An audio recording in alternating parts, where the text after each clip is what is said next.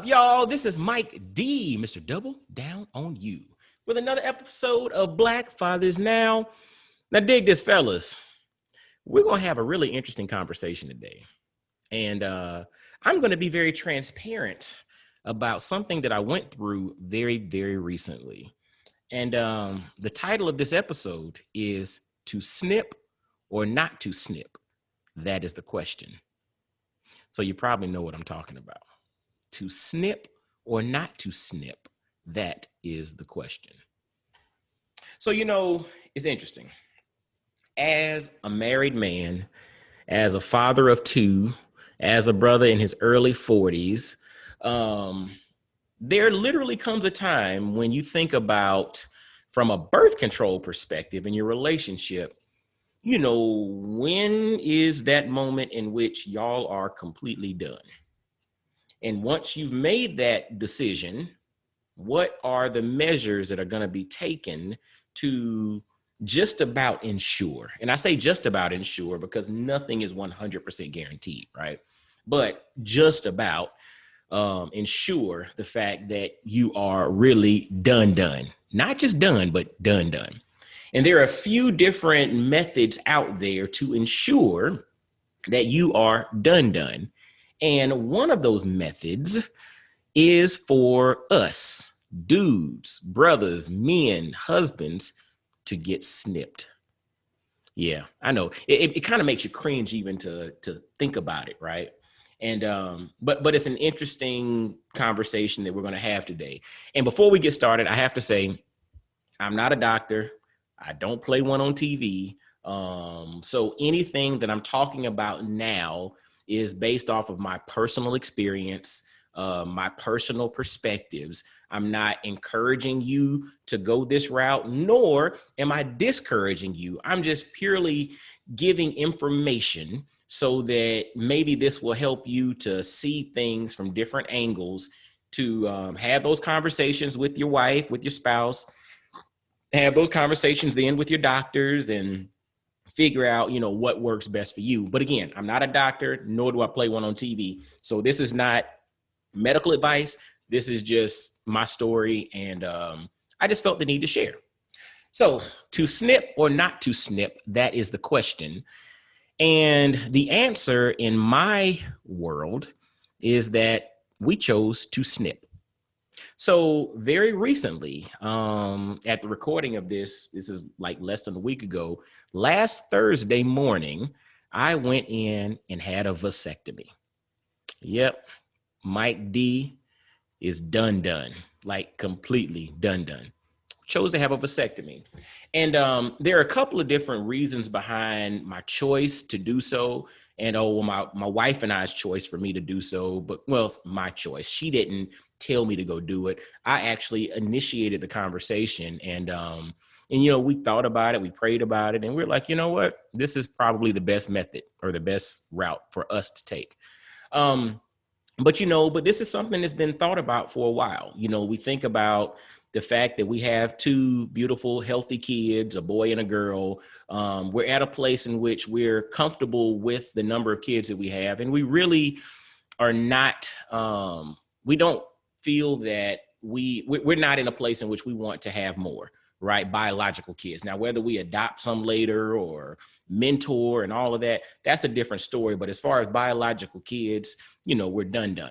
I am about to turn 41. Actually, at the release of this, I will have already turned 41, and I'm not going to give my wife's age, but she's a few years younger than me. But the thing is, when you start to think about that and raising your kid, because having a kid is just step one, then you got to raise them. So you basically got 2 decades of raising a kid. And so we thought about it based off of us, based off of what we're interested in, based off of what we're bringing to the table. And we were like, we're at a point in which biologically we're done. So we decided to find a way or think about permanent means of birth control.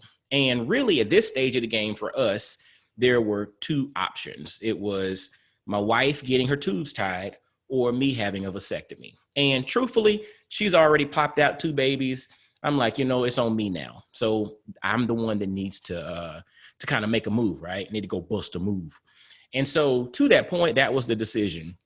And so when we thought about it, then obviously the research started to happen. You really started to look at what is a vasectomy, what goes down, what are the potential risks. You look at all of that because truthfully, before you do anything, before you step into any procedure, before you take any, before you take any medication, you should make sure that you're fully aware of the benefits, but then also the risk involved. And if you only look at one side of the equation, then you're doing yourself a disservice. You always want to be an informed patient, informed consumer. You want to be an informed person, right? And make sure to not get dogmatic and just looking at things from one angle and one angle only. Look at the broad spectrum, take the information in, pray on it, process it, discuss it with your spouse, discuss it with your medical professionals, and then make an informed decision. And that's what we did. So when I looked at the whole concept of a vasectomy, I looked at the numbers, and I think roughly about 500,000 men in America right now get vasectomies annually. So it's a pretty routine thing.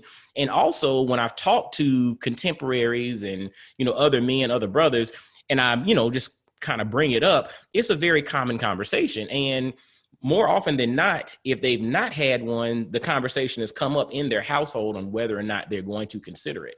And so I did that. I did my research. I looked at the potential downsides and, if there are some, some bleeding issues or if there's some issues with, healing and all of that, there could be some challenges there, but those are the frequency of those issues is pretty low, right?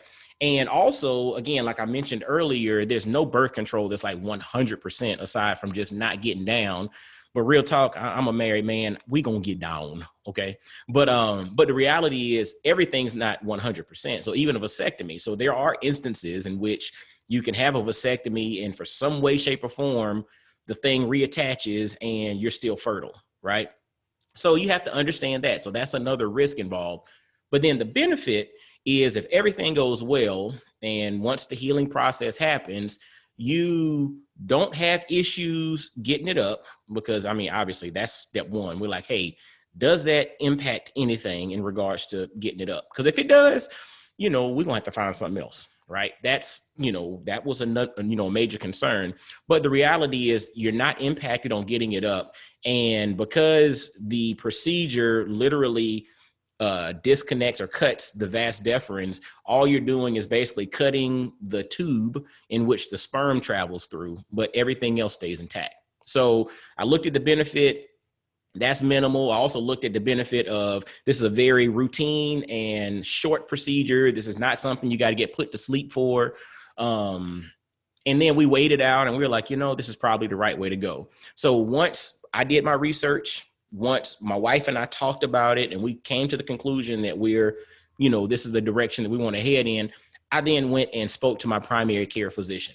So fellas, real talk, this is why it's important to have a primary care physician and a relationship with one so that you can ask questions, you can get referrals, you can get recommendations. When something comes up, you can pick the phone up and say, hey, I got a question about this. You can ask them a question, right? It's not just about going and getting your physical, getting your shots and, getting your blood drawn yearly to understand what's going on. It's not just that. It's also having an expert or someone who is well-versed in the realm of medicine to bounce ideas off of. And so for that reason, I have a good primary care physician. And, once we made this decision, my next step was, my annual physical to sit down and talk to him about it. And when I mentioned that to him, he mentioned first, he was just like, oh yeah, absolutely. He got his done. And he said he has a really good referral of a urologist who could perform it, does a really good job, has really good bedside manner. And so I got the recommendation from someone that I trust. And I would say that that's extremely key, right?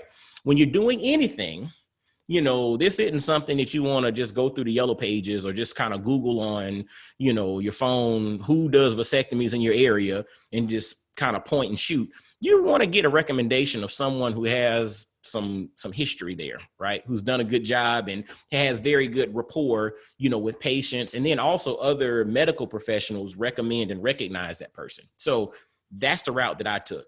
And so once I got the recommendation, I called the urologist. We scheduled a consult. And so when you meet with your urologist, the first thing that you're going to do is you're going to have a consult. Now, because, we're recording this and all this happened during COVID, our consult was virtual. But the reality is all the consult is you sitting down and having a conversation with the urologist to basically him to give you all the ins and outs of the procedure, what happens, the recovery time, what it's looking to do. He gives you all the disclaimers of what happens from the standpoint of what may happen if things don't go right. But then he also is there to answer questions for you, right? And to give you statistics and all. And, one of the questions that I had, because I'd come across some information and it was on a site or whatnot that stated that there was a correlation or connection between vasectomies and prostate cancer. And again, that has been debunked from other research. But when you see stuff, and again, Dr. Google, when you go online, you can find everything. You'll get a whole lot of stuff out there. And to that point, when you get information, you want to run it by verified sources as well. So you check, and not even just there, you then want to ask and find different sources outside of that to validate what you find, because there's a whole lot of stuff floating around that might be true, but then also it could be fudged because people can play with numbers and play with percentages, and they don't necessarily denote whether something is a causal relationship or if it's a casual relationship, or they don't denote any of that, right? In a lot of instances. And so sometimes information is just information, but it might not be good information. So you want that to be validated. So I had a question about that. He answered it to my approval. And then, after he gave me the process of what happens, we literally said, I think I want to move forward. And from that point, I scheduled to have my vasectomy. And so, yeah. So now we kind of get into the nitty gritty. So I'm gonna be honest with you. When you think about anything happening in that particular area of your body, your spidey senses go up and you get a little bit anxious. Like literally, I don't think there's any guy who's had a vasectomy that was not anxious on the front end, right? Because you don't know what's going to happen. They tell you that they're going to have to numb the area. So, that means there's going to be a needle involved, and you're like, oh Lord. And then after that, they tell you that there's going to be some pulling and prodding and all of that. And you're thinking to yourself, oh Lord. And then they also tell you that they're going to have to snip and they're going to have to burn. And you're like, oh Lord, you're saying all of that in your mind before you get into the process. And, and the thing is, it's that area of the body. And what they also tell you is that if you are a person who is very anxious, then they can give you something to calm your anxiety prior to. But the only challenge is if you take something like that, that's going to calm your anxiety, then you're no longer able to drive yourself home after the procedure. So you'll have to have a driver there. But if you can manage your anxiety without, outside medications and all of that, then honestly, you can drive yourself to the procedure and drive yourself home. Okay. So again, dealing with that area, there's going to be anxiety, real talk. I mean, I was anxious. I'm pretty calm to an extent. I'm high energy, but I'm pretty calm when it comes to stuff like that. But yeah, my blood pressure was up prior to, like literally my blood pressure was high going into that. Like when the nurse took my blood pressure and my vitals before, I looked at it, I was like, oh yeah, that's a little high. And she said, well, don't get too concerned because pretty much all men that come in for this have high blood pressure in the moment. So it's all good. So scheduled, and we actually went in. And so the thing is, there's really no prep to the vasectomy. So it's not like you gotta stop, eating this or drinking that or not taking medications and all of that. Now, you might have some issues if you have some medications that might be blood thinners or something. But again, I'm not a doctor. Don't play one on TV. Follow the protocol for your physician if this is a route that you're going to take. But for me, it was nothing. It was basically, wake up, take a shower, and, head to the spot, right? Or head to the place. And what you're going to be told is that you need to either have a jock strap or some really tight underwear afterwards to keep things in place. And so literally I got to the facility, and I checked in. And again, I was a little anxious because, I didn't know what to expect. I'd never seen this done. I mean, I looked at it on YouTube, but had never seen this done. And so I checked in. They went over everything. And literally we went to the back, went into the room. Lady took my vitals. That's when I mentioned to you my blood pressure was a little high because I was a little anxious. And at that point, you're told to pretty much take everything off from the waist down and put on the gown. And then from there, you're taken off into, you walk into the room where the procedure is going to take place. And so, and to me, this was probably one of the most uncomfortable parts of it all. So you literally don't have anything on from your waist down. You just got a hospital gown on, and there's a nurse in there, and she's having casual conversation with you. And she was like, okay, well, sit down, and I'm going to basically recline you back. And so now you're fully exposed, just you and this nurse. And she rubs your area with this antibacterial, cream and stuff. So basically it's all about cleaning the area. And so she's having a conversation with you, and you're sitting there, your junk is all out, and she's, cleaning you off and putting all this stuff on you while you are having a conversation, just a casual conversation. The cool thing was, we made it humorous because she told me that her husband had gotten a vasectomy, but she also told me that he punked out, 3 times before. He finally got it done, but he couldn't he had punked out going in. He was nervous about it. But yeah, so that was a very uncomfortable thing. You're laying there completely junk out, just you and the nurse, and she's cleaning you up, as far as putting the antibacterial stuff on. But then she also preps the area. So she then, lays all the things out so that the only thing that's exposed are your boys. Okay. So she has you set up, cleans you up, and she has you ready for the doctor to come in. And literally the doctor comes in and, and first off, that's when you talk about your anxiety really getting high, because it's really about to go down now. So he comes in, has pleasantries, conversation and all. And remember, you're laying on your back, your boys are out, everything else is covered, and you're just there. And so you're sitting there basically with your hands behind your head, waiting on whatever's going to go down to go down. And what's interesting about it is you're wide awake. So you're not asleep, you're wide awake. It's kind of like when you go to the dentist. You know how close the dentist is when you get some, your teeth cleaned or a tooth pulled or whatever? That the doctor and the nurse are just about that close to you because they're right there pretty much on top of you. So you're having a conversation, and it's like being in the dentist office, but your mouth is not compromised. It's your boys being compromised. So what ended up happening is at that point, he's set up, he comes in and he numbs the area. And so literally it's a prick. And so they have a needle and they give you a prick down low. And the thing is, because that area, it's sensitive, but because the skin of your testicles is really thick, it's really not as bad as I thought. Like I thought that was going to be I'm about to scream loud, but the reality was it was not bad. That was not bad at all. The most uncomfortable part of that particular procedure was not the stick, was not even anything else, because you don't feel any cutting or whatever that they're doing. And there are multiple ways in which they perform vasectomies. You have the no scalpel, you have the multiple incision, you got the one incision, you have all these different ways in which they do it. So that's a conversation that you need to have with your urologist if you decide to go this route. But the thing is, the part that was uncomfortable was literally knowing that somebody is there pulling on your boys, like literally, and having a conversation with you, talking about football, talking about whatever. And, and you feel them tugging on your stuff. And so it's that part, again, is uncomfortable, and not uncomfortable from a pain perspective, but just uncomfortable. And it's like, I don't know how to explain it, but that's that, right? But the reality is, that side is done in literally like 3 or 4 minutes. And then he moves to the other side and does the exact same thing. Small prick.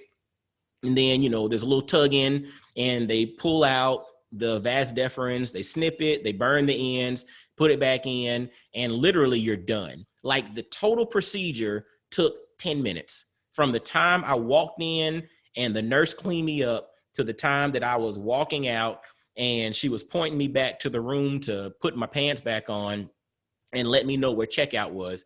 It literally was about 10 minutes.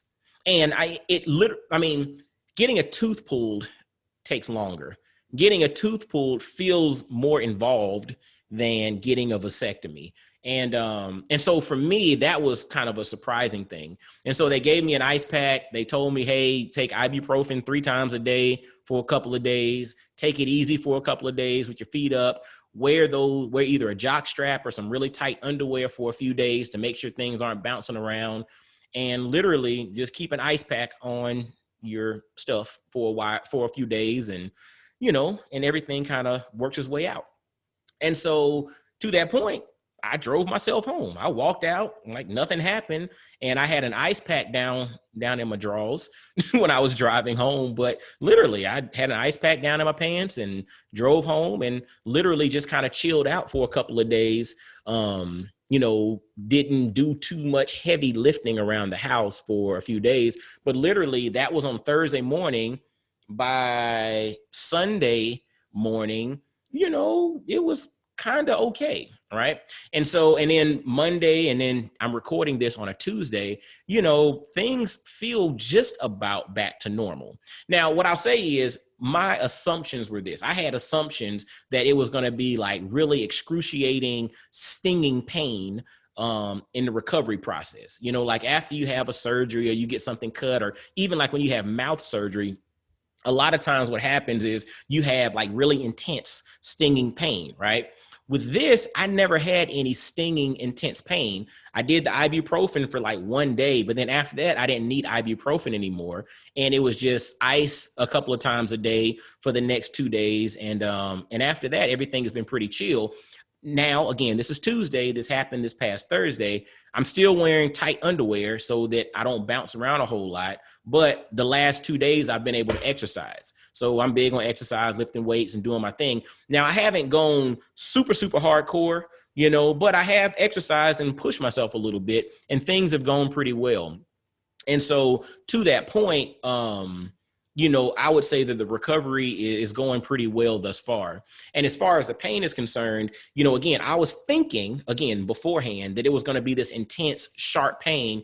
But the reality is it's more like discomfort.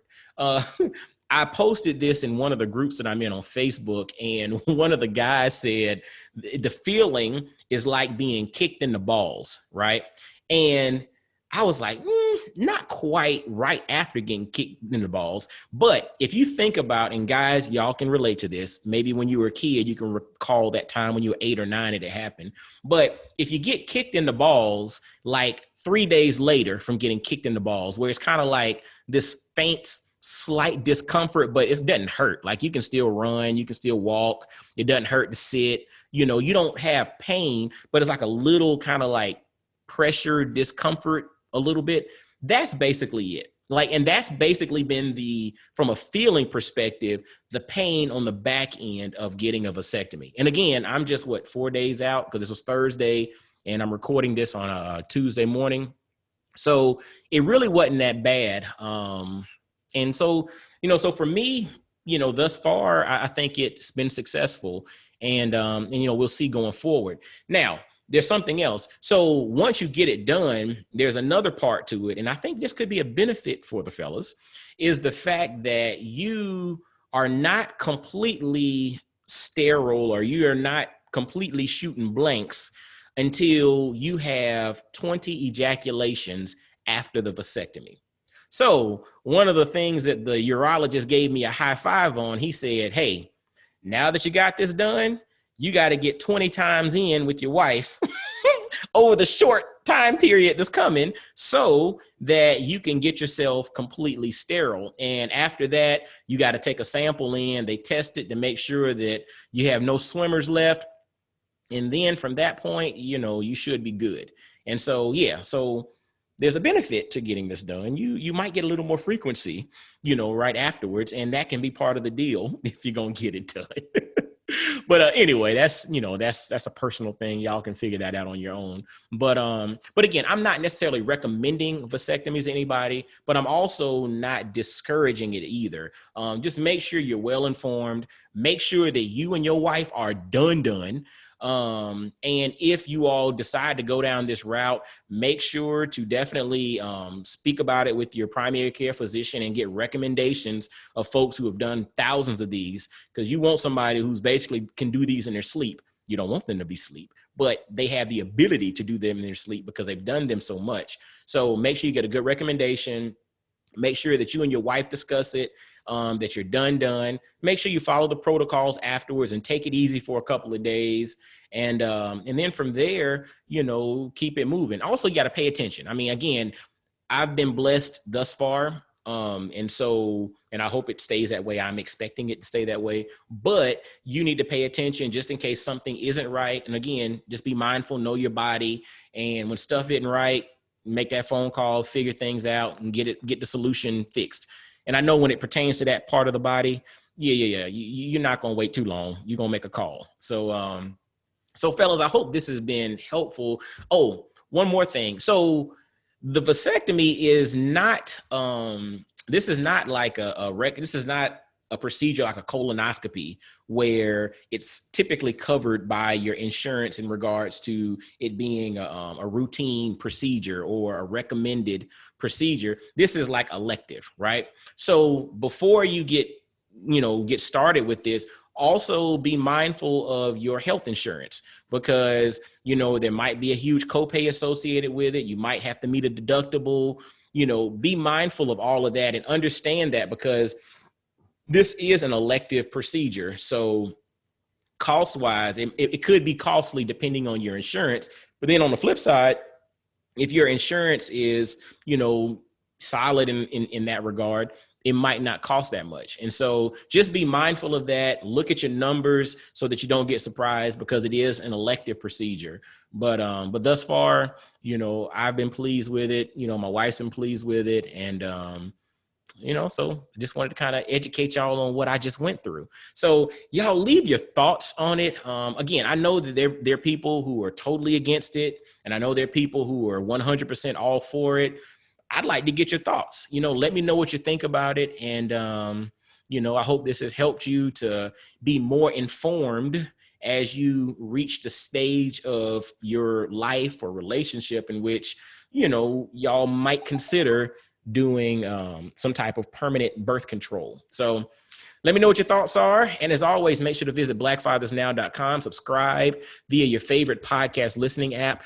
Make sure to go to blackfathersnow.com and click apparel. Look, we're getting into the holiday season, and I know folks are getting into shopping, and Black Friday's coming, and Cyber Monday's coming, and all of that.